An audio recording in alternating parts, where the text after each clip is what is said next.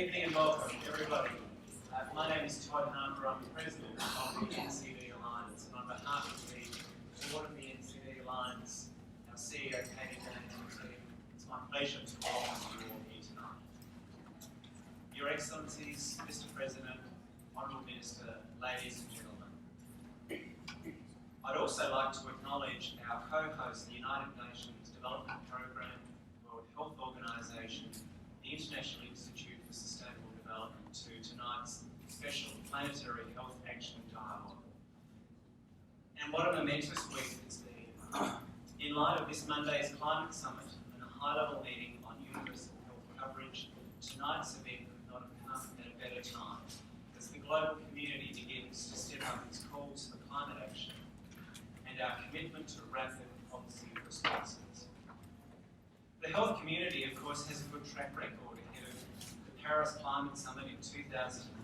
Over 13 million health professionals shared their support by calling for an ambitious agreement. Health advocates often take outstanding work on one disease, one risk factor, or perhaps in one region. But it's long been clear to us that those old boundaries don't apply here. It's long been clear that climate change will challenge the health progress we've achieved, and climate action is central across the 2030 Agenda for Sustainable Development, including SDG 3, good health and well-being.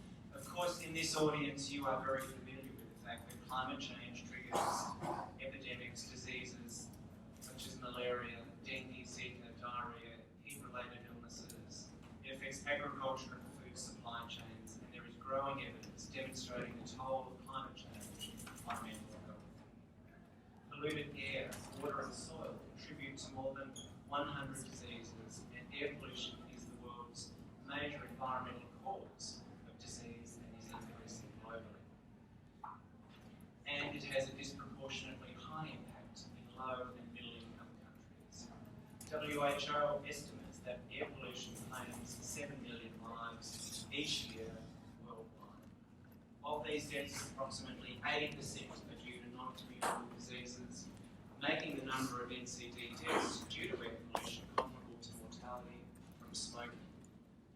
WHO Director General Dr. Tedros has called air pollution the new tobacco. So it's clear that climate change and air pollution are no longer distant or abstract threats. They are a public health emergency of our generation. They are fundamental security issues for every one of us. With time running out to take action, the goal of this evening is to bring together governments, policymakers, experts, civil society, and people from the front lines of planetary health to learn across sectors about measures that can work to protect the health of people and the planet. You'll hear about some of the latest research launching this week from the Environmental Health Nexus, and you'll have an opportunity to hear from thought leaders, including political leaders and the heroes of this UN General Assembly Week, youth activists. They really have, I think, changed the debate around climate change in a most profound way. So thank you for joining us this evening. We look forward to working with you more closely and for an inspiring evening together.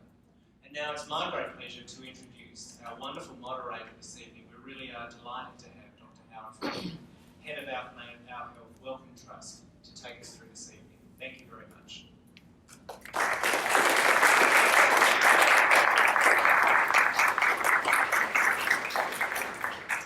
Thank you very much, Todd, and good evening, everybody. Good evening. How many people are tired after a week of meetings? Well, you are awesome for coming to yet one more meeting at the end of the day. We promise it's going to be a great meeting. Let me say something as moderator that I need to say, which is the bathrooms are at that door. And in case of emergency, the staircase is over there. And you should feel free to take advantage of the first when you need it, and we hope you don't have to take advantage of the second. Well, Todd, thank you for organizing this session. Thanks to all the partners. The story of non-communicable diseases is immensely important, as Todd just pointed out. It accounts for a lion's share of illness and suffering and death around the world, both in poor countries and in wealthy Now, when I was a young doctor, the NCD story was really pretty simple. Drink less, eat better, move more, don't smoke. That was it. That was the whole story. At the risk of oversimplifying, you didn't hear anything about the effects of air pollution on cardiopulmonary health. You didn't hear about the interruption of kidney dialysis or cancer chemotherapy by severe weather events. You didn't hear about the impact of lost ecosystems on mental health. So this new emergence of convergence between the NCD agenda and the climate change agenda is an absolutely important and welcome thing. This event is key. It's great that we're all here to explore this issue. The program tonight is going to be very exciting and a bit dense. There are 4 major parts to the program. First, we'll have an interactive panel discussion with no fewer than 7 panelists. Then we will have moderated questions and answers. That's going to be your chance to participate. That'll get us about an hour into the evening, and at that point, I'm going to invite you to stand up and stretch on the theory that we all need to be fighting NCDs and sitting is the new smoking. Then we'll sit back down, if I can get you to do that. Then we will have a presentation of 2 reports that are very timely reports. You can get copies at the back of the room afterwards. And finally, we will have an interview with a youth activist, which is a nice way to finish the evening, and it will honor the power of youth energy in this entire movement. And then the very last thing following the youth activist will be a really old moderator who will come back and close things up and invite you to stay for the reception. Any questions, or does the event team have anything to add to that? All right, let me invite the 7 panelists to take your seats here, and as you do, I will introduce you one by one. I don't see anybody moving. Do you need to know who you are?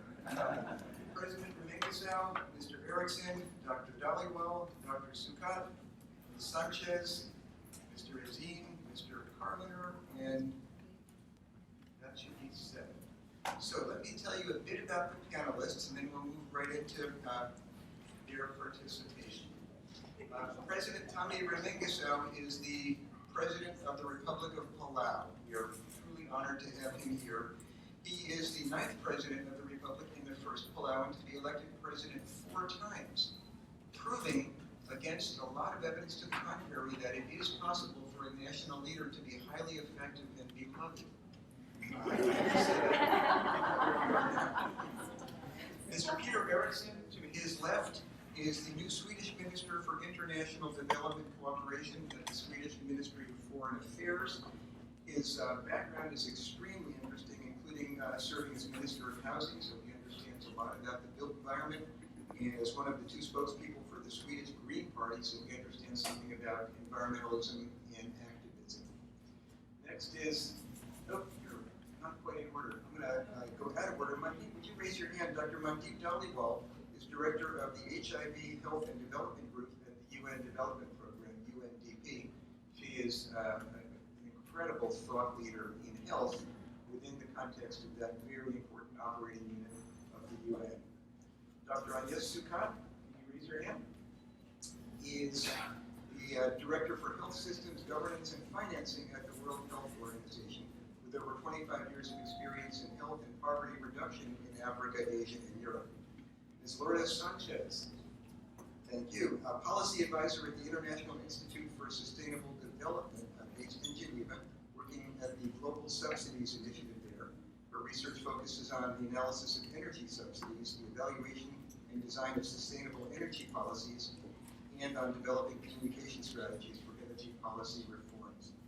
Mr. Tariq Azim is the, I love looking over and seeing the hands go up because you are so good. Liaison Officer for Public Health Issues and Vice President for External Affairs elect at the International Federation of Medical Student Associations.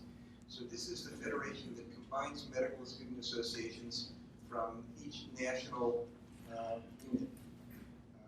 And he is himself from Tunis, Tunisia. Mr. Josh Carliner is the Director of International Programs and Strategy at Healthcare Without Harm, which is the leading world NGO looking to green the health sector. I think that covers everybody. Now this was advertised as a high-level panel. And it's been my experience that a high-level panel is taken as code by the panelists as permission that they can talk for as long as they want.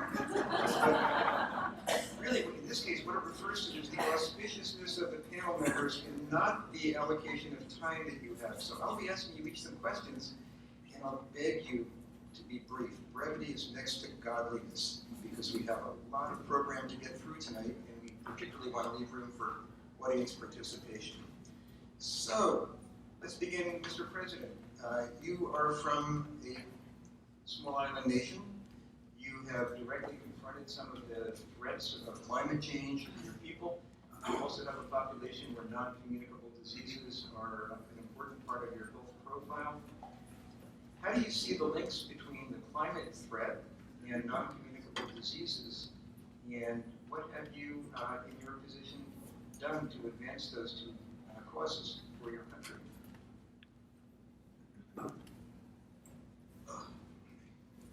Thank you, and how are you?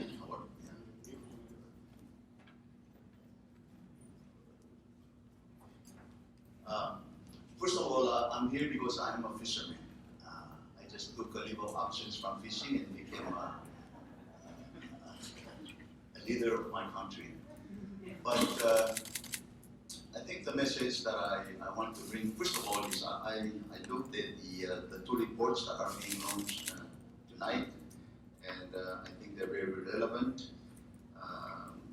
And I commend the organizations and authors that have done work on them.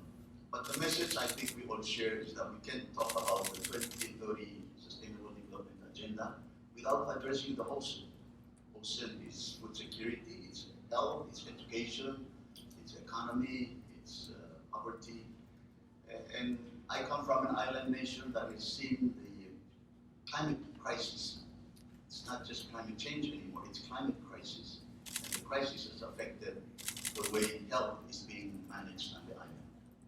So, why is the Pacific Islands, 7 out of the 10 most obese countries in the world are in the Pacific Islands? Well, in a simple way, the fish population are dwindling. There's overfishing, there's acidification, there's so much happening on the oceans that the fish population is nowhere near the population that we had last year, or 5 years, or even 10 years ago. And that's why we are relying so much on imported food. An imported diet means lots of fat, lots of sugar, and lots of salt. So it just makes sense that the leaders of the Pacific addresses climate change so that it doesn't affect the environment, the habitat of our food security. Sea level rise, my friends, it's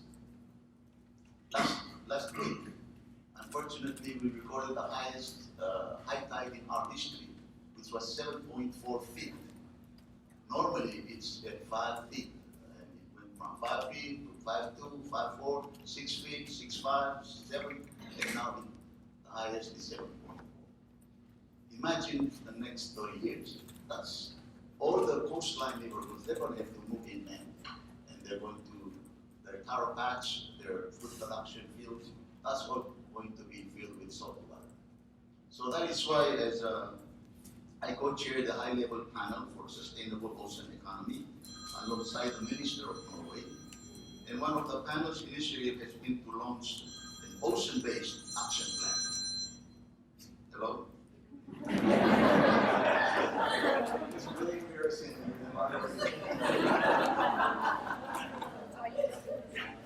And the areas identified in this goal really focuses on the solutions that would address the linkage between the ocean economy and climate change.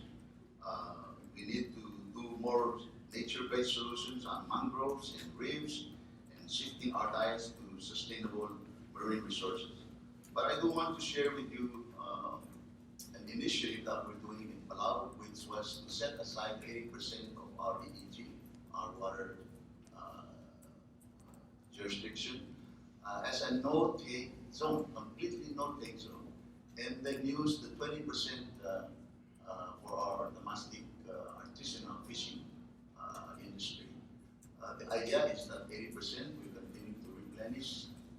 There's a spillover of population replenishment to the 20%, and get our people to eat more of our local food, especially in the fish type.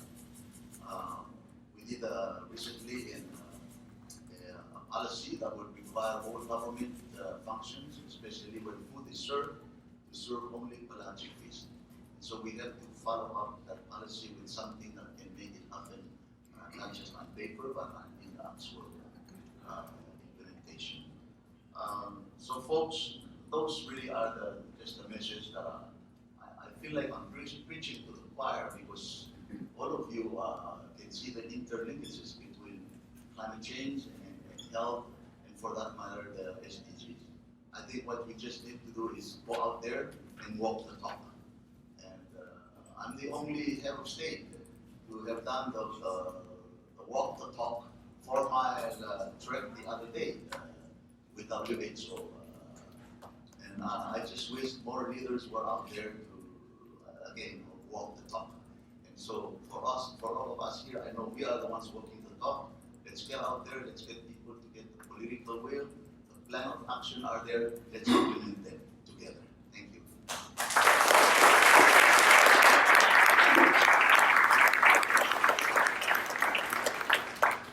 And I also was there walking the talk, and I have to say, you look better in your t-shirt than I looked in my t-shirt. Peter, you went faster. Peter, you have had such extensive experience both within domestic Swedish politics, but now in the international arena. Let me ask you on the international side, in the context of foreign development assistance, what are the barriers to and what are the opportunities for combining sustainable development thinking and health thinking, especially NCDs, and environmental and climate thinking? Barriers, but also the opportunities. What routes are you finding for synthetic aid, synthesizing those various strands of development? I certainly think you have a good headline for the meeting, Planetary Health. And it's almost exactly the same we had for 40 years ago when we started the Green Parties in the world. We have managed to do some things very well from the nations and the multilateral systems, but there are a lot of things that are left behind and ignored, and I think the climate question is a question that I hope, when we finally are fixing that, the historians will tell a lot of stories around why did it take so long time. But they realized for decades that we have to get rid of the fossil fuels. It's not possible for health, it's not possible for the climate, and still we're going on. And I just was in the opening of the General UN General Assembly, and I heard a man boasting about that this country now is the highest producer of oil, and I think well, we haven't gone further than that. It's really terrible. When you hear Dr. Peters talking about air pollution, that is the biggest problem. Well, it's again the fossil fuels and the climate question. These goes together. The work for sustainability, health, and climate, and that is really the same question we are talking about. And it's too big profits still going in this, and too few politics that dare to say what you have to do, and too few people that had the knowledge and the experience that goes all the way up to also to choosing politicians that want to make a difference. So you can only judge politicians because a lot of them are really chosen not to do this. And that is maybe the biggest problem. But my hope is, of course, when we have meetings like this in New York and UN meetings that are focusing on the climate issue, there will also be a focus on health issues, and the SDGs is a plan for all this to go together. I think that is a very smart move for the UN to have these 17 goals, and almost everyone goes in the same direction. It's sustainability, it's a better world, not leaving no one behind, and making the big things to change that we have to do to make a world healthy and free from the climate changes that are destroying. I don't know if it was an answer, but I think you have something there around the climate and the fossil fuels that are still too problematic for a lot of people that are in the investment and in the companies that make a lot of money. Thank you. My colleague Peter mentioned multilateral organizations, and that's a perfect lead-in to you. UNDP is one of the most important of the UN agencies. The UN has been quite siloed in many ways, with health in one place and cities in another place and so on. How do you pull together efforts across the many parts of the UN family to address some of the root causes of NCDs around the world? How do you build NCDs into the broader development agenda? Thank you. And I think tough question. I think one of the ways to do it is to connect the dots across health, environment, and responding to the climate crisis. We've been, so UNDP, for example, has a large environment portfolio. In 2018, we were supporting 140 countries to make more progress towards delivering on the Paris pledges. We also have a large health portfolio supporting 129 countries on multi-dimensional issues related to health, from equality, inequalities to governance to strengthening systems for health. We do a lot of this work in partnership with other UN agencies.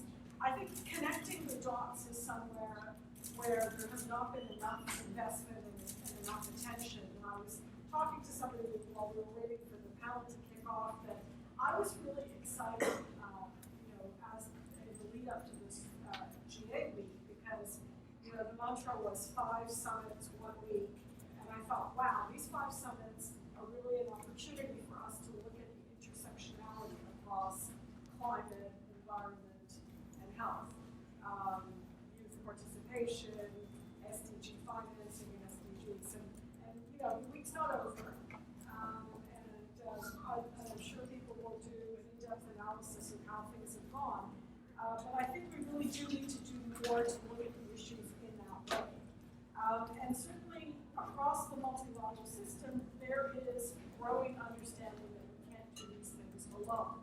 If we're going to give people clean water, if we're going to address air pollution, we're going to have a sustainable food supply, if we're going to address the effects of the climate crisis, we need to work together. For example, we work with WHO in a number of countries on integrating health and climate.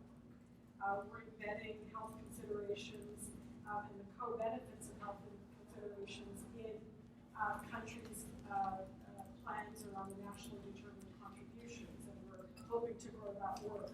As part of our climate promise at UNDP to accelerate our efforts this week, we announced that by 2020 we would support 100 countries to do better on their NDC contributions. And we really see as part of that we must include the health dimension.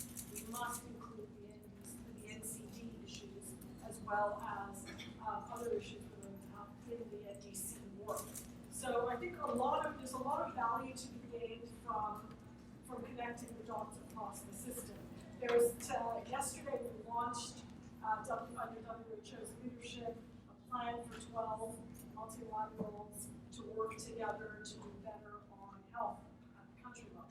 That has to include environment and responding to the climate crisis, and it does. There's an actual accelerator on responding to the determinants of health, which includes something quite specific on the environment, focusing very squarely on issues like pollution.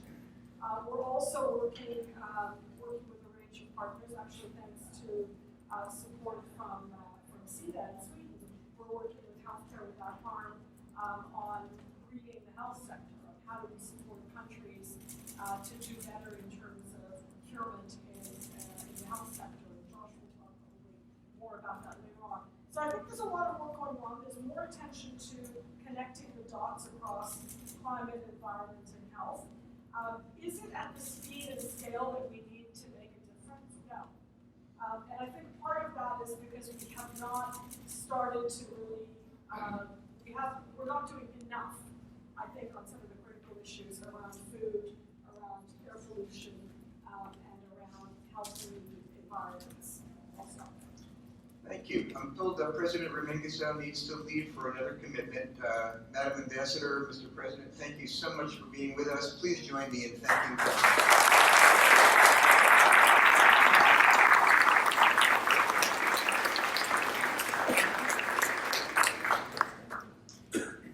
Thank you, Mandeep. Agnes, representing the WHO. So many things to ask you about, and your comments will perfectly follow Mandeep's comments about connecting the dots. One question I've got for you is the report that you presented earlier this week, a publication on health taxes. Are there lessons to be learned in health taxes that we might apply to fighting NCDs in the context of climate change? Well, certainly I think when we talk about health taxes, and you will note the language we're using, we're not talking about excise taxes or sin taxes, we're talking about health taxes. We're talking about a different way of looking at fiscal instruments. I mean, historically, what used to be called excise taxes, according to Adam Smith in the 19th centuries, were actually taxes on what could be taxed, which was usually products that were moving, that were being imported and exported, and that included things like tobacco and alcohol and spices that were not produced by farmers locally. When we talk about health taxes today, we talk about something very different. We no longer talk about just raising money for governments to conduct regalian functions or to conduct war. We're talking about using fiscal instruments smartly to shape markets and shape behavior. So this becomes a fundamental instrument of government action whose first objective is not raising money. The first objective of this fiscal instrument, and that can be taxes, but it also could be subsidies, is actually to affect the market. And so this is a kind of third generation fiscal instrument. So the first one is sort of taxing what you can tax. The second one is the revolution of the income tax, taxing the rich redistribution with all the benefits of a welfare state. And the third generation is really using tax almost as a health service. Because the purpose of the tax is actually, the primary purpose is health, not raising money. And ultimately what you would want from a tobacco tax, an alcohol tax, or a sugar tax that is high enough so that people actually stop consuming it and you actually don't raise money. So why is it so important? It's because what we've seen over the past decades is actually that overall health outcomes have been improving. That's a trend that started at the end of the 19th century. But more recently, we see an incredible acceleration of the spending on health. And spending on health and what we have been calling the health economy is actually growing much faster than the economy overall. So in low and middle income countries, the health economy between 2000 and 2016 has grown at 6% per year, whereas the overall economy grew at 4%. So we have a health sector that is expanding very fast, emerging economies that spend more and more on health because people are richer, poverty is declining, people want more health, the first thing they want to spend on.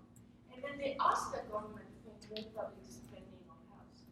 But while it's increasing substantially, and we see this sort of what has been called the reaching the great convergence, which is that low-income countries are joining the curve of high life expectancy and low mortality, then we see some blind spots that persist and then some new spots that arise. So the blind spots that persist is you have systems unable to effectively respond to pandemics such as influenza, you have outbreaks of communicable disease like Ebola and Zika, and then you have health system structures that are unfit to respond to these new threats that are related to modern food systems that have created epidemics of non-communicable disease, particularly diabetes and cardiovascular disease, and then new threats that are linked actually to the progress, such as antimicrobial resistance, drug resistance, TB, and then, of course, the complex health impact of environmental degradation and climate change. So as we actually are enjoying right now the best level of health that humanity has ever enjoyed, and the best level of wealth that it has ever enjoyed, at the same time the threats are growing. So fiscal instruments actually, and that's also in many ways what we've learned, because modern governments is something very recent. Modern governments is 200 years old. The wealth taxation, the income taxation is a thing of the 20th century. So as we are now entered the 21st century, we're thinking about fiscal instruments as a way of collective action, of actually influencing markets. So this influence market will be done by subsidies, so subsidizing clean energy, or by taxing carbon, taxing oil products. And it can be done in the same way as taxing behaviors that are not conducive to health, such as smoking, excessive alcohol drinking, or large consumption of sugar. So you can exactly use the same fiscal instruments. And when we call for global tax on on air travel, or global tax on carbon, this is what we're talking about. We're talking about resolving big problems, public goods problems, commons, through collective actions with fiscal instruments. Thank you. Taxes and subsidies and fiscal policies to achieve better health. Fascinating.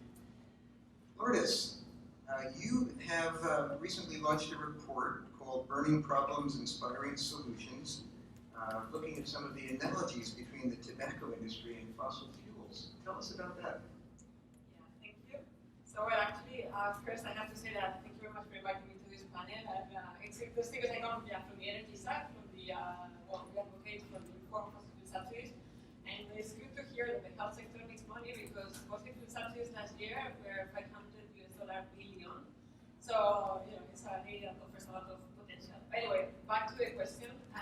So, yeah, the reason why we wanted to look at both topics of tobacco and fossil fuels is first because it's a health issue. Both are health issues. So the introduction of this event was explaining already very clearly why. So I'm not going to get back to that. Yeah, this pollution kills a lot of people every year. Then the second reason why we wanted to look at that is because actually both are problems that require solutions on global scale, because the supply chain and actually the whole chain of both products, fossil fuels and tobacco, is not only one country, it's production, it's consumers, it's all the industries that are around that. So we thought that one could learn from each other.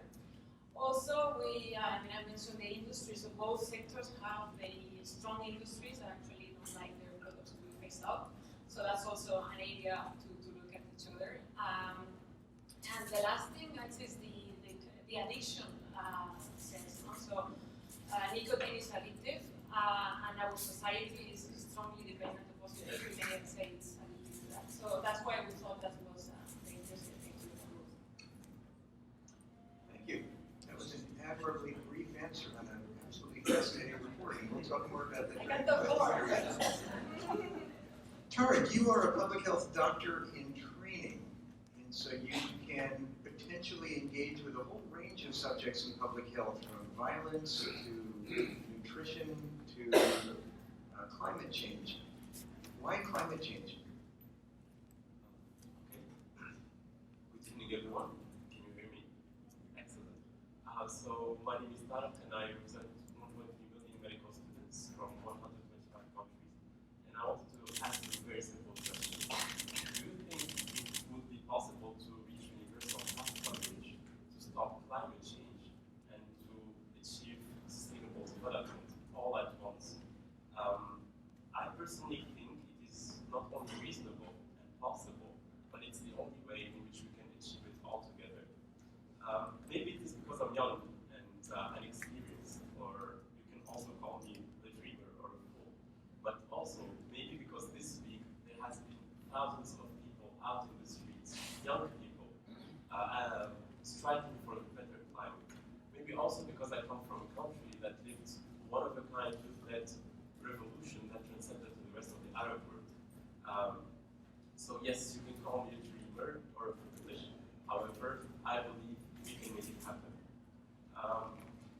Youth are the biggest demographics on Earth, and it's not about inviting them to the panel or having them taking a picture.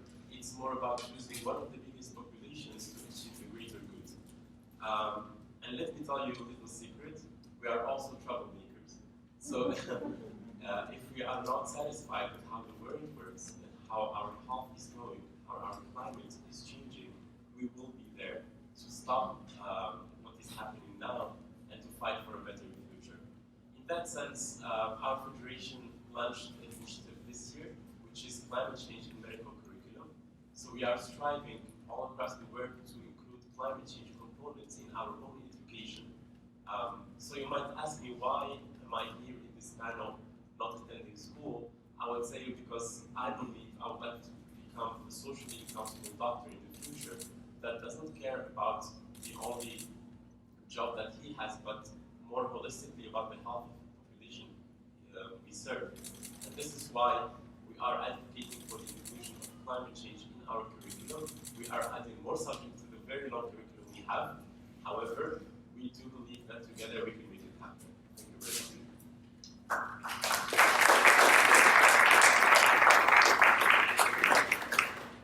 Tarek, I think the applause came because you said you were troublemakers. Josh, that's a perfect lead into you. You've been an eloquent advocate for the role of the health sector in tackling climate change, including the role of healthcare professionals as advocates, so that the education Tarek talked about could then be put to use. Why the health sector? I thought you were going to say it's a good intro because I'm also a troublemaker. Or a young person. So, But Josh, can I interrupt? Speaking of your age, let's just say that today is Josh's birthday.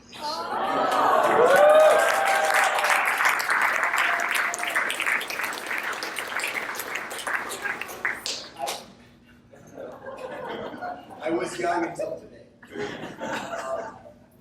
So, why the health sector? Well, Healthcare Without Harm works with hospitals and health systems all around the world to help them reduce their environmental footprint and become advocates for environmental health. And so, one thing that we've been working on is climate change and health. And 2 weeks ago at the Welcome Trust, we released this report, which is the first ever global estimate of healthcare's climate footprint. And it found that healthcare's climate footprint is 4.4% of global emissions. So let me put that in context for you. It's the equivalent of the emissions from every year from 514 coal-fired power plants. Or if healthcare were a country, it would be the 5th largest emitter in the world. So it's quite a surprising finding in some ways, because one doesn't often think about hospitals and health systems and the global supply chain as contributing to climate change, but in fact, it does. So what the report recommends is a series of actions to begin to align global health and global climate goals. And that means to move healthcare to zero emissions by or before 2050 and aligning with the Paris ambition, while at the same time helping to achieve universal health coverage by powering healthcare in places where there's not access to energy to power health with renewable energy. And so why healthcare and why the health sector? One reason is its emissions and the potential for it to become a leader in addressing climate change. And there are examples all over the world of hospitals and health systems moving to carbon neutrality. But also because through that process and through many other activities, doctors and nurses and health professionals and healthcare leaders are getting increasingly involved in climate action. So as healthcare begins to clean up its house, it's it also stepping beyond the hospital walls or the walls of the clinic to become advocates. So it was super heartening to see during the climate strikes on Friday, doctors and nurses in the streets around the world. So we saw medical students in the Philippines climate striking. We saw Doctors for Extinction Rebellion in the UK climate striking. We saw nurses in the United States climate striking. And so the voice of health professionals, some of the most trusted professionals in the world, and the voice of health youth, if you will, the medical students, and myself included, also taking action on this is an important voice that can help really frame this issue, not just about polar bears, but also about clean air, and not just about biodiversity, but the shifting burden of disease as well. So health can play a really important role in helping lead climate action, and we can begin to align these global goals that we have and we're discussing at the UN this week. Thank you. Please join me in thanking the panel for being so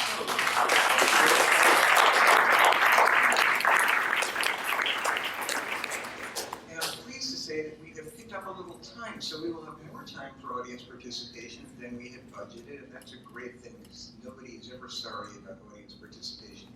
So I'm going to call on a few people in the audience to begin with to make brief comments, and then we'll open it up broadly to any of your comments or questions. We've got 4 commenters teed up in advance, 3 who will speak to particular aspects of NCDs. 1 on respiratory health, 1 on mental health, and 1 on obesity. And the 4th will speak on a pathway to freedom from NCDs, which is a dietary pathway. So let me begin by calling Dr. Dean Schroefnagel from the Forum of International Respiratory Societies. Dean. Thank you. And also, today is World Lung Day, so I have to say Happy World Lung Day to everyone.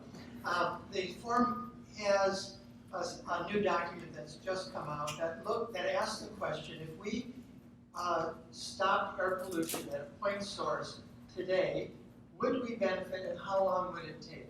And I'll give you 3 short examples, but the document has maybe about 20 different ones that are all controlled trials.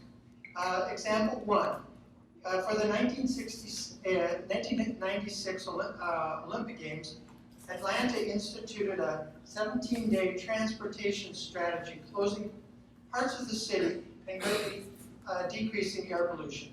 The results, in 4 weeks, children's visits for asthma dropped by more than 40%. 2, secondhand smoke is a form of air pollution. Starting a week after the ban on smoking in Ireland, all-cause mortality dropped by 13%, heart attacks by 26%, strokes by 32%, and COPD by 38%. And that is primarily in non-smokers and more in young.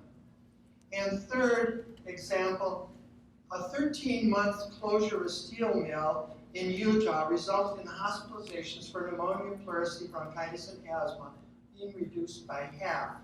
School absenteeism dropped by 40%, and daily mortality fell by 16% for every 100 micrograms per cubic meter of PM10, and that's a major pollutant.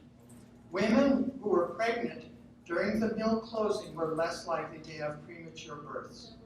So these are just 3 examples of how quickly and important health changes occur. So the part of this is to provide material for our advocates to raise these questions with policy makers. Thank you. Thank you very much. Large-scale rapid improvements in health when we improve air quality, and a reminder that each time we intervene to improve air quality, we better study it so we can document that it works, so that more people can stand up like Dr. Schraubnagel just did and cite these examples to drive policy. Next, Mr. Leo Opanoa, President of the Tonga National Mental Health and Disabilities Association. Yeah, I'm from the island of Tonga in the Pacific. It's close to Fiji. We've been affected by climate change. Today I'll speak to you from my heart, and I hope you can open your heart so the message will come and attach to your heart. I'm here in New York to represent United for Global Mental Health. We have launched on Monday a global campaign with the slogan, "Speak Your Mind." The basic argument, if you are unable to make yourself healthy mentally, you become a burden to you, to your family, to your community, and to the nation as a whole. Living in a small island affected by climate change, and there are two levels of struggle. One is our struggle to cope well with everyday stresses and challenges. And I'm inclined to believe the world is drowned by a tsunami of ignorance. And that's where mental health is so pivotal in all human endeavors. And yet, we neglect it. And I consider that as a sin of humanity.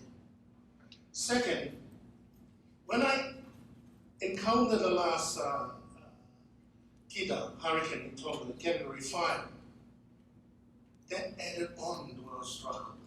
The level of uncertainty and unpredictability of life affect ourselves. And let me conclude my statement.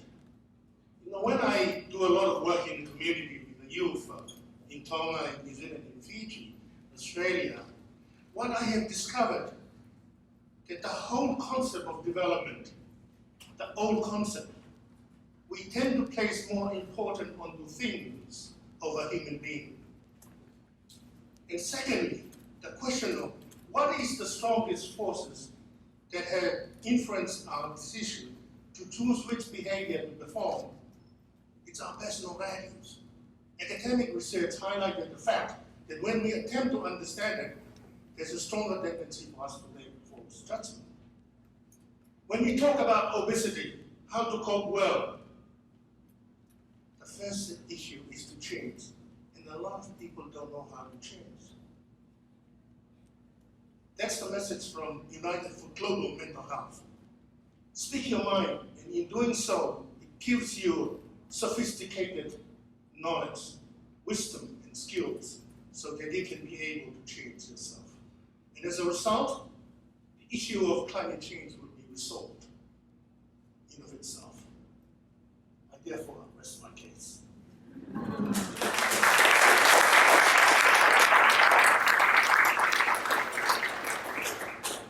Thank you for speaking your mind with us. A powerful reminder of the importance of mental health, too often neglected on the NCDA agenda. A powerful reminder of the impact of climate change on mental health and of the importance of values in moving us to a better place. Thank you. Third comment, I'm going to call on Ms. Johanna Ralston, CEO of the World Obesity Federation. You might as well come to the podium. This is a shared microphone.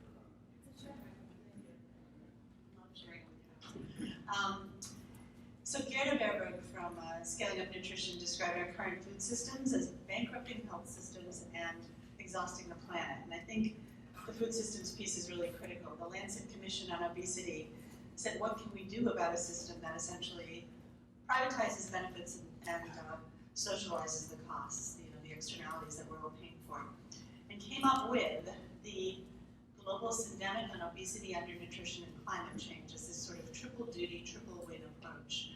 I'm not going to define a syndemic because I'm standing next to the man who made syndemics a very publicly known word, and I'll let you take some time out of your moderator moments to tell what it is, but these are essentially pandemics that share common drivers. In this case, the common drivers include the food systems, the built environment, and transport, among other things. So essentially, we have this is a wonderful tool for looking at how the food system can be at the convergence of climate change and health. And we work alongside Lancet, which has developed a wonderful set of recommendations around the specifics of that food system. And we commend this to you and ask you to please come with us on this journey. Thanks very much.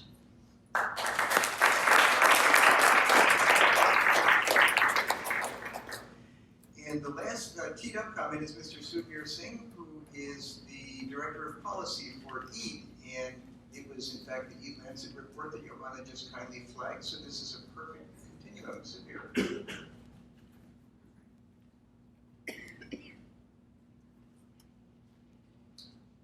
Thanks very much. Thanks for that wonderful introduction, Johanna. Actually, you've really set the framework. First of all, I have to thank the organizers and the panelists and all of you, because I think this discussion, planetary health, climate change, environmental health, NCDs, development, genuinely brings together the most important challenges that we're facing. And perhaps this whole integrated framework hasn't been in the spotlight to the extent that we all would have hoped for, given the agenda we faced this week. So thanks for seeing these connections. I think once we've recognized that there is an integrated agenda, we do need to take our time to work out the specific actions, the tangible actions that people, that governments, that businesses can take. And I think we've heard a nice suite of these actions, everything from the healthcare system, air pollution, the role that young people are playing, respiratory health, obesity. And I think it's really important that as one of these actions, we understand the incredible co-benefits of sustainable food systems producing healthy diets. We know right now that unhealthy diets is perhaps the biggest risk factor for ill health globally in all countries. We have this triple burden of malnutrition every year, unfortunately, due to climate change. The number of people suffering from hunger is actually going up, which is completely shocking in the age that we live in. At the same time, we're all very familiar with the epidemic of obesity as well. Just to say that the diet that we're talking about, though, that Johanna briefly introduced, is low on the things that health professionals are good at talking about, like sugars, like unhealthy fats, like salt. But very importantly, it's actually high and rich in protective foods, like fruits and vegetables, like nuts, like legumes and whole grains. And this is all outlined in the Lancet Commission. But I think as a health community, we have to get better at not just talking about what we need less of, and those very important kind of regulatory measures, but we also need to talk about what we need more of, and the kind of forces that we need to manipulate to encourage that as well. The final thing I wanted to say is that we must recognize that climate is an existential threat, but under this planetary health umbrella, we're actually straining several Earth systems simultaneously in an interconnected way. And if we look at the impacts of food production systems on fresh water, on nitrogen and phosphorus pollution, on land use, on biodiversity, the sixth mass extinction, these are all really challenging environmental problems under this planetary health umbrella as well. So yes, climate change, we need to prioritize that for sure, but we also must recognize this broader Earth system consequence that we face. And then finally, if you want to talk about how we then take this healthy diet and turn it into action, I really welcome you all to join us and the government of Sweden and Minister Eriksson at the Stockholm Eat Forum held next June. Thanks very much.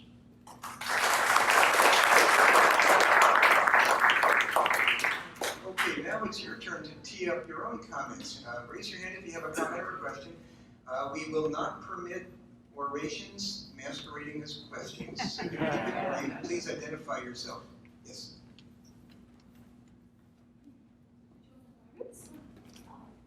Here's one without a cord, it might be easier. Hello everyone, my name is Florence Bertoletti and I'm the Director for Advocacy of the World Health Federation. First of all, I would like to thank very warmly the panelists and also the organizers for this wonderful, wonderful report. I was actually interviewed because I spent a lot of my life working in tobacco control, and I was asked as part of the interview, what are the lessons? And I would like to share them. One of the lessons of the tobacco control is that we never, ever talked to the tobacco industry. And if we're going to make progress in dealing with all the SDGs, all the things that you've said, climate change, air pollution, food production, we should not talk to the enemy, and we should be clear about who the enemy is. The alcohol industry is the enemy. The fossil fuel industry is the enemy.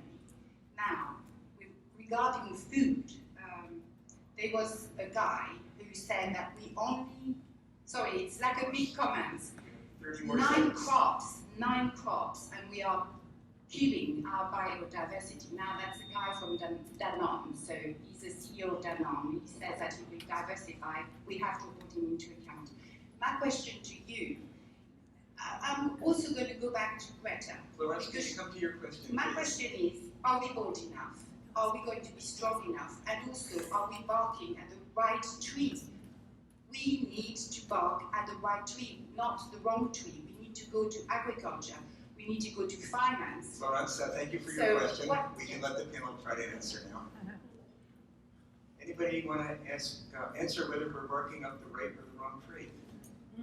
I can very well say that I'm worried about the same thing. Maybe the debate among public is often on the wrong tree.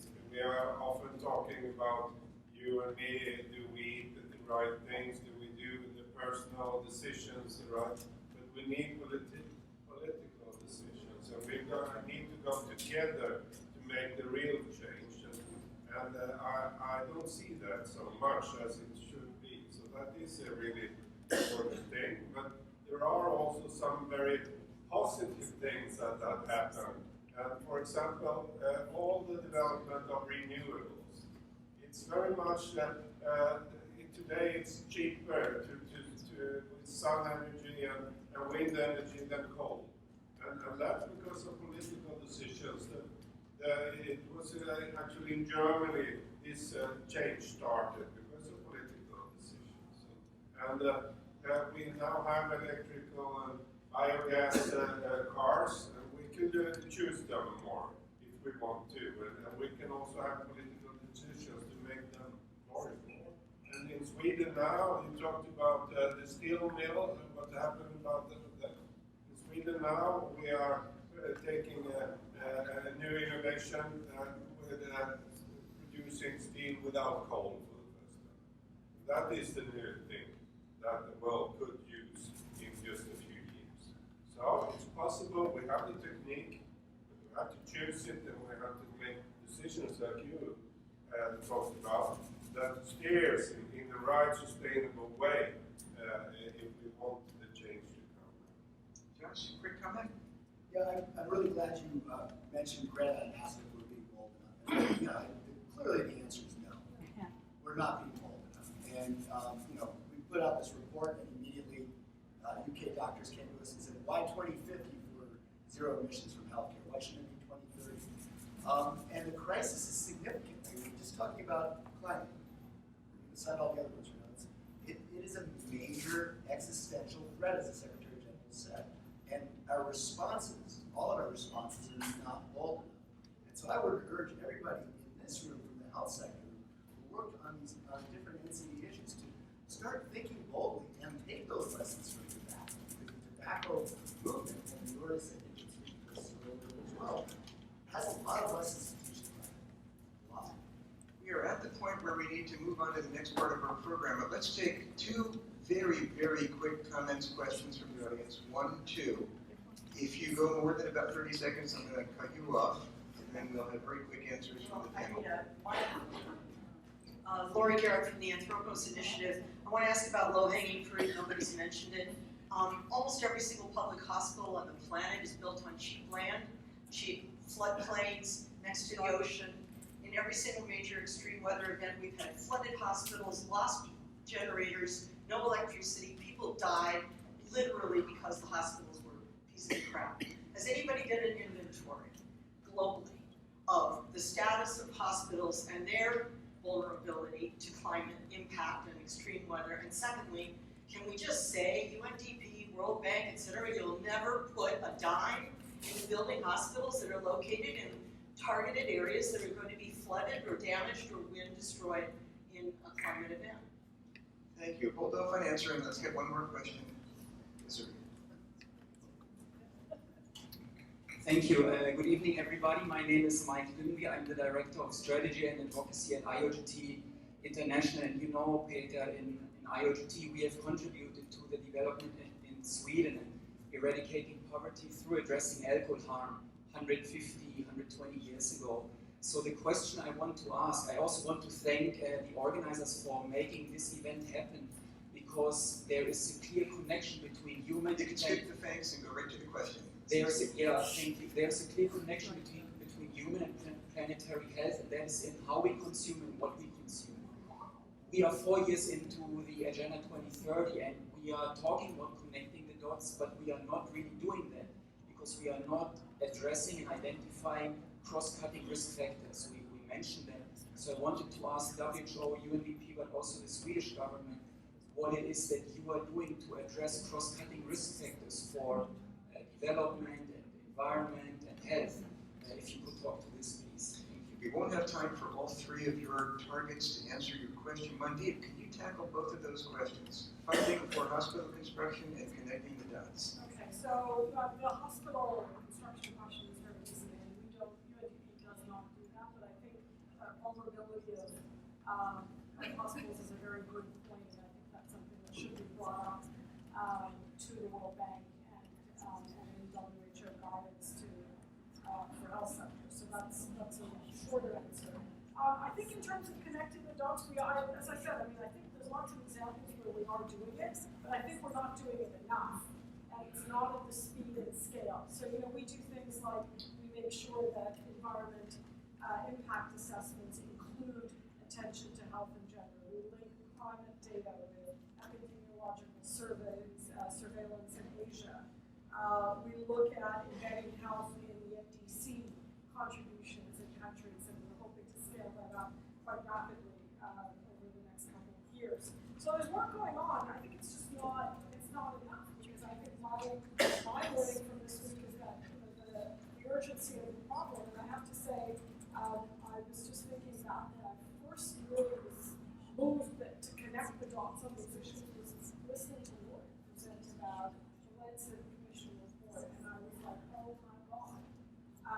And so it takes, from that time for myself, it's taken a couple of years for us to, really within UNDP start connecting these issues up. And I think there are bold things that we can do.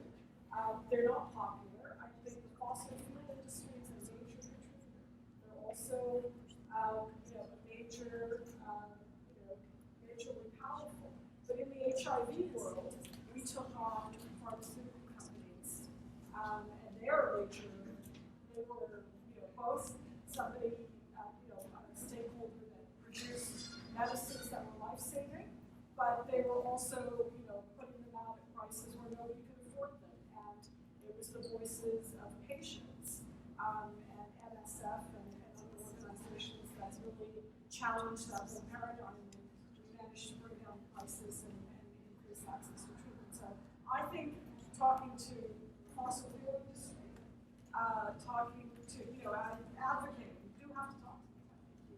Not talking to them is not going to get us anywhere. But I think challenging current paradigms is really important. Josh will talk a little bit about his report, but reducing the climate footprint of the health sector is one really important way to make a big difference. That's a way of connecting the dots against health and environment, something that we're really excited about, and we're going to try and include in our climate promise as UNDP. So I think there are things that we can do. The and need to do it at a large scale. We definitely need to attack air pollution much more frontally. Fossil fuel industry, but also in terms of the policies that governments have on, on cities, on transportation in cities, so the wage. My apologies for having to cut us off, but we do have a dense schedule. So let me ask you to join me in thanking the panelists, and we'll invite them to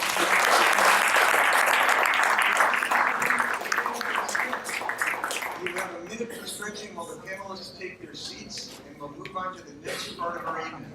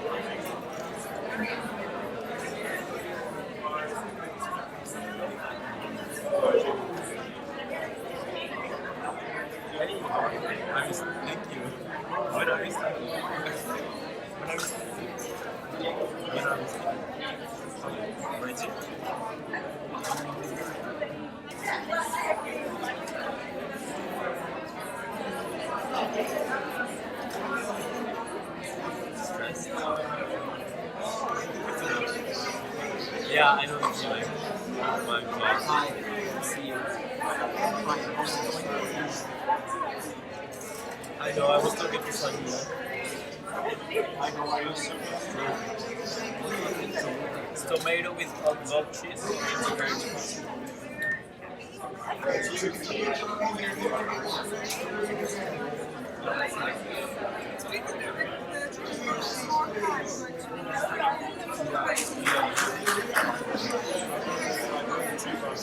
Yeah. But the question was like, okay, 10 seconds.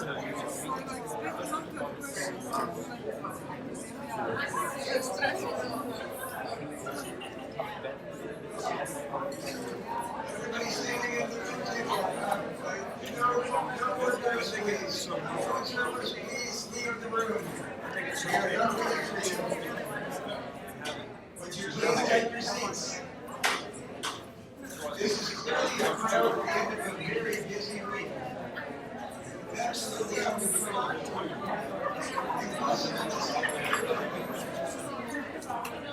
Josh, Lori, either sit down or leave the room, please.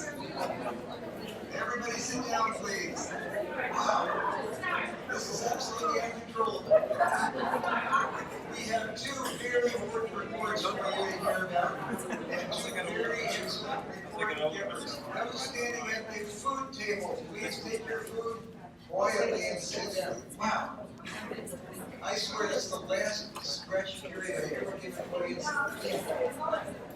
The first of our two reports will be presented by Mr. Josh Goldstein. This is the launch of the UNDP Bridge Collaborative report called Bigger Change Faster, Integrated Development, Health, and Environmental Actions for a Sustainable Future. Josh, the floor is yours. Good evening, everyone. Billy Tomlin, a famous U.S. actor, once said, "We are all in this together, but by ourselves." And tonight, I think we're hearing a much more hopeful story, and it's inspiring all of us to act. We really be quite proud. And towards that, I'm pleased to launch the report, Bigger Change Faster. As how we just said, it's co-authored by the UN Development Program and the Bridge Collaborative, a partnership led by the Nature Conservancy, PATH, the International Food Policy Research Institute, and Duke University. And the report basically focuses on 3 challenges that must be solved across health, environment, and sustainable development, and 9 planetary health actions we need to take right now to make progress. So I will be quick in my remarks so we can get to the fun festivities later. First challenge is basically the challenge we have focused on to date so far. The climate crisis is a health crisis. It takes climate, it takes health, it takes energy, and avoiding impacts to biodiversity. One of the actions we really emphasize in the report is that the health sector needs to be much more involved in discussions around the energy transformation. When we're designing policies, when we're implementing projects, so we maximize those health co-benefits. We've already heard very much about healthcare without harm. I want to acknowledge them again. The second challenge, I appreciate that Suvir has already done my work for me. It's transforming the global health system for health and sustainability. So the global food system for health and sustainability.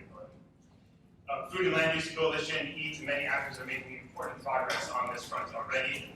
And one thing I want to highlight tonight is the important work being done to bring national dietary guidelines that also integrate environmental sustainability, nutritious and sustainable food. Sweden, Qatar, Brazil, many countries, as well as the Eat Lancet Commission, are making important strides to show what is possible for health and sustainability with our food system. The third and final challenge our report highlights is around expanding sanitation and wastewater treatment to benefit people and nature. There remains over half the global population does not have access to safe sanitation. It's a massive burden which causes major health problems, diarrheal disease connected impacts of undernutrition, and those health problems themselves undermine or rise out of poverty. There's integrated action here where we can achieve much more faster for people and nature. And I'm really inspired by the effort of revitalizing informal settlements and their environments, or RISE program, which is taking this type of work, whole system, integrating nature and conventional built approaches in 24 communities in Indonesia and Fiji, really showing what's possible.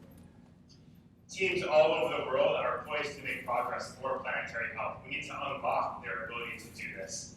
And towards that, I'm pleased to announce tonight what we have launched the Bridge Collaborative, a new Bridge Spark Fund. It's being run by Bridge with generous support from a forward-thinking funder, By the Hill.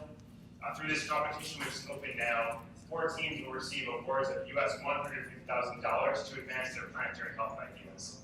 Please visit our Bridge website for more information. Thank you for the opportunity, and hope you enjoy it.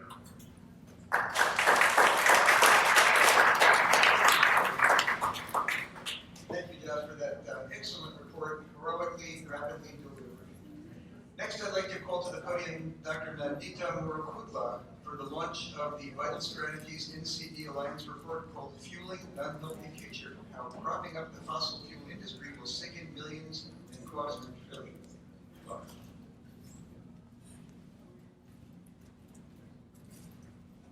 So I'll likewise try to be quick in my presentation. So first of all, thank you to the organizers for having us here today. I'm here representing Vital Strategies as well as the NCDA Alliance.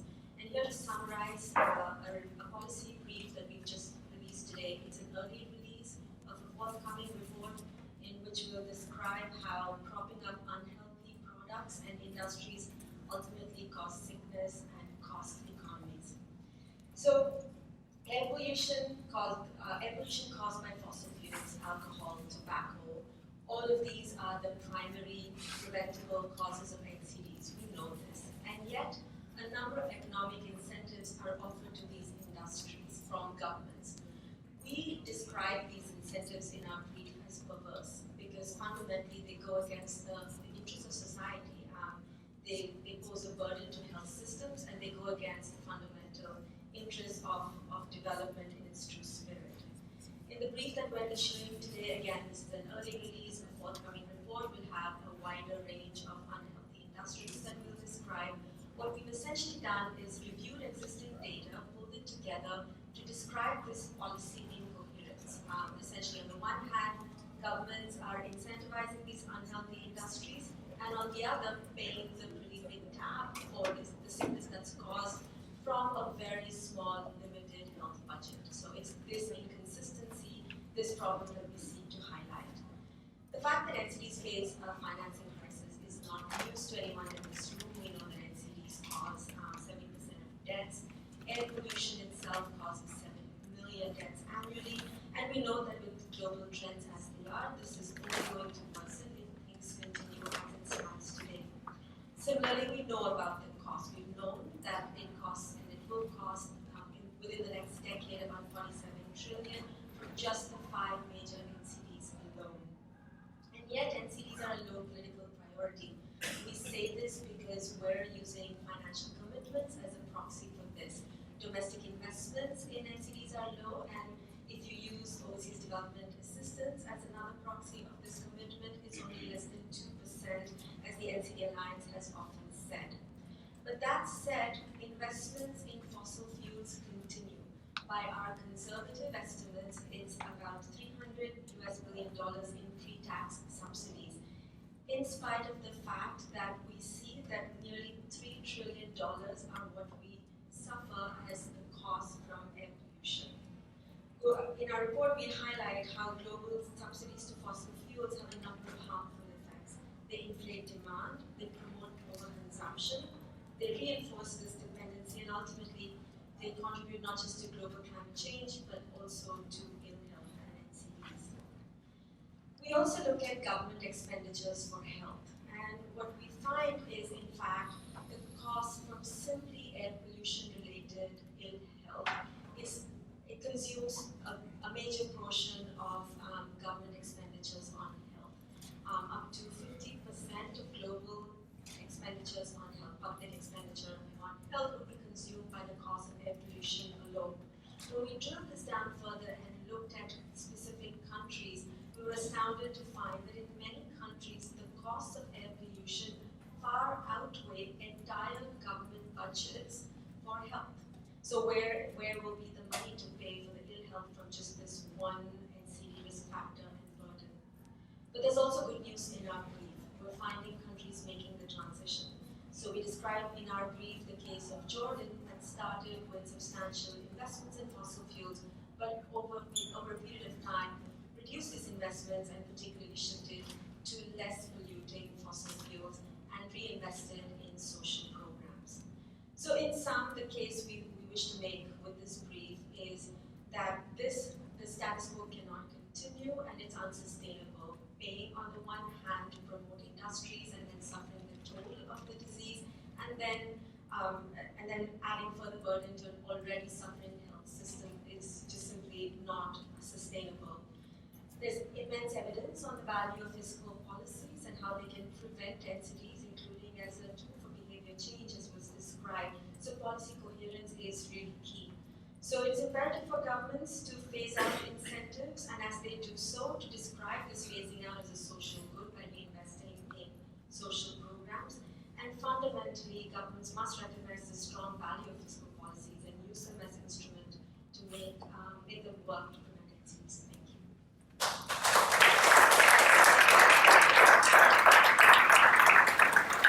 Thank you. Another excellent report. The incredible power of economic analyses of health costs, we're reminded.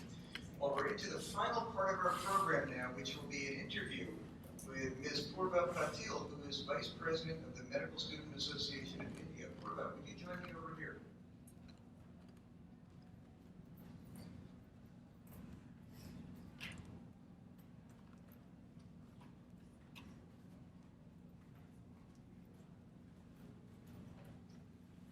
My job is changing now from moderator to interviewer.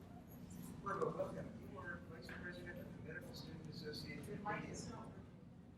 Can we get the microphone turned on, or is there a microphone that works?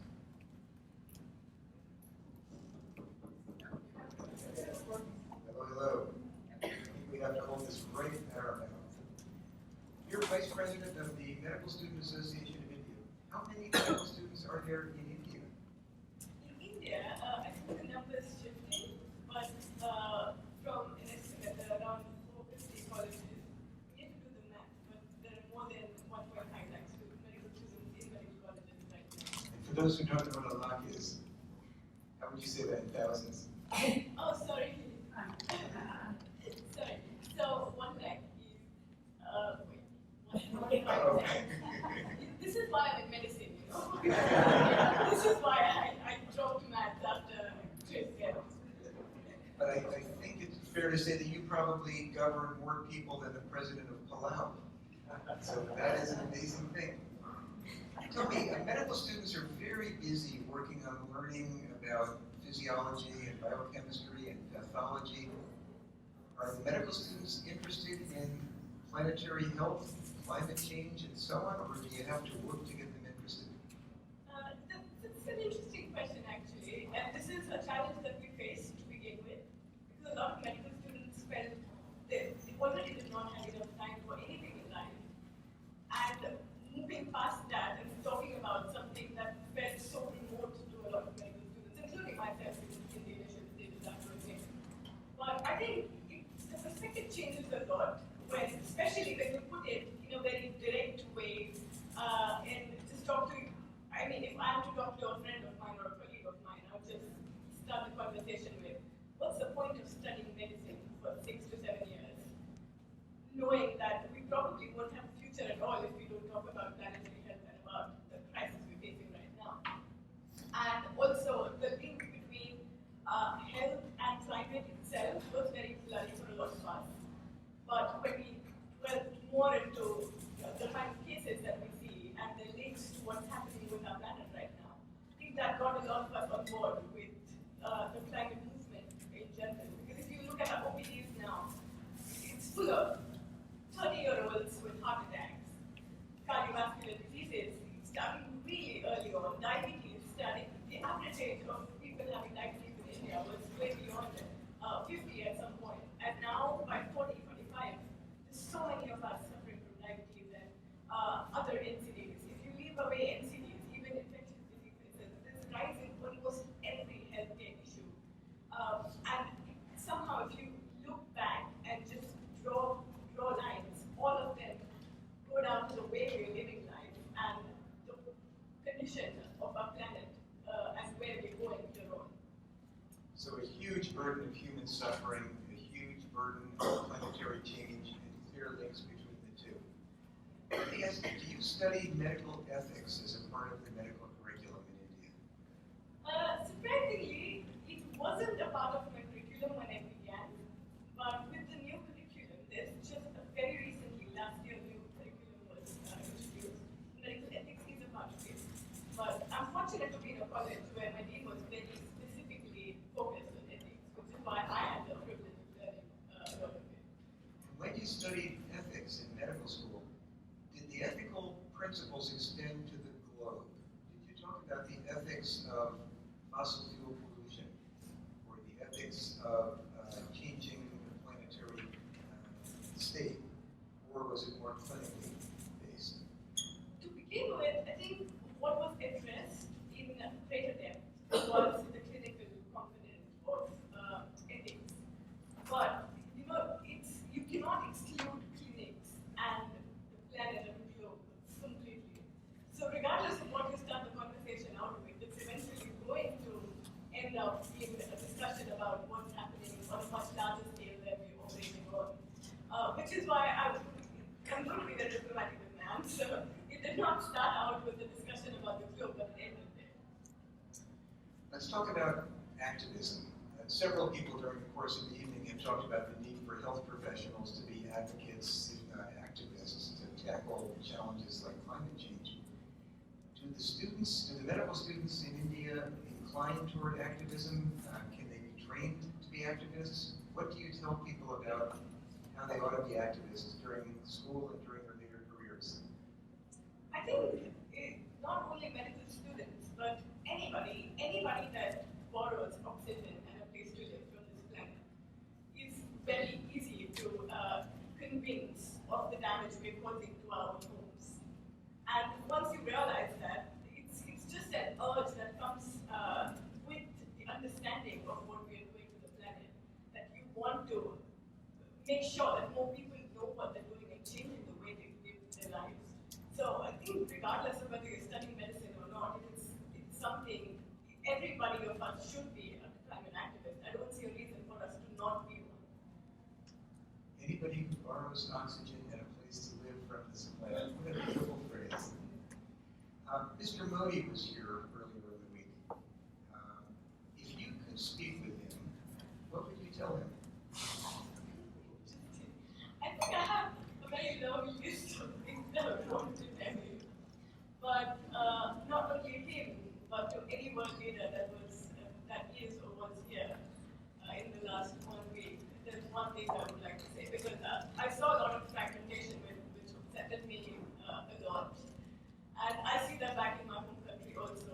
So if I have one key message that I could deliver, it would be that regardless of, I mean, there's no gender, no religion, no race, no country, or no specific community that's not affected by climate change.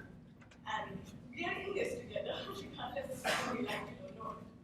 And the solution has to come together. It can't be one community working on climate change and the other contradicting that. It's almost as if taking 2 steps forward and going 3 steps backward. So if there was one message, it would be that we need to start working together.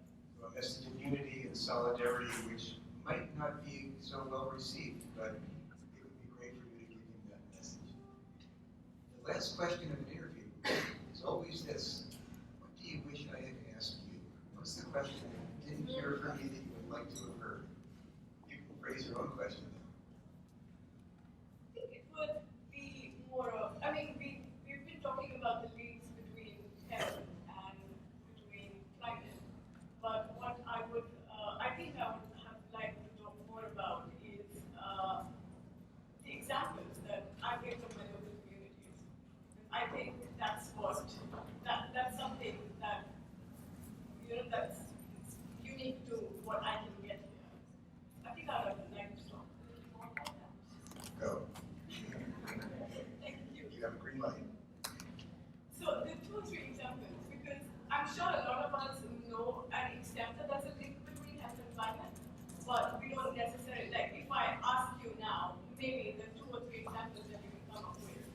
But something that I'm seeing right now is, okay, before I jump into the example, how many of you have heard of malaria? Thank you, starting off right. How many of your countries are affected by malaria? Very few, maybe 3 or 4. If we do not avert the climate crisis, maybe 10 years later, it's going to be the whole world. And that's something that's happening in my community right now. And this is something I'm also doing the research on. The number of people suffering from tick-borne and mosquito-borne illnesses have seen a very, very steep rise in the last 2 decades. And they're moving. I mean, these diseases are not endemic to certain regions of the world now. They're moving. And that's because we're making the earth less habitable for us and more habitable for these infectious agents. So that's something that I'm literally seeing on a daily basis now. My hospital has seen the maximum number of malaria pneumonia daily cases than ever before. And it's been yet for the last 65 years, so that's saying a lot. Apart from that, food habits. There's so many communities, local, grassroots communities that are changing the way they live because they cannot grow the same crops anymore. The place that I come from, maybe not 10 or 15 miles away from this, an Adivasi tribe that lives there, a tribal community. And the kind of crops they used to grow versus the kind of crops they're growing now is making them more susceptible to diabetes. And the maximum number of diabetic people in that community is in this very year. And it's not, there are arguments that say that voting has also increased. But regardless, I mean, these communities know when they're suffering and when they're not. So I think we need to start looking deeper down and go from global to also local to figure out exactly what's happening. And even as we speak right now, the cities in India that are flooding. So that says a lot about where we are heading. Thank you. Phenomenal interview. You gave us all hope that the next generation of physicians and young people in general will help rescue this planet and all of us. Please join me in thanking our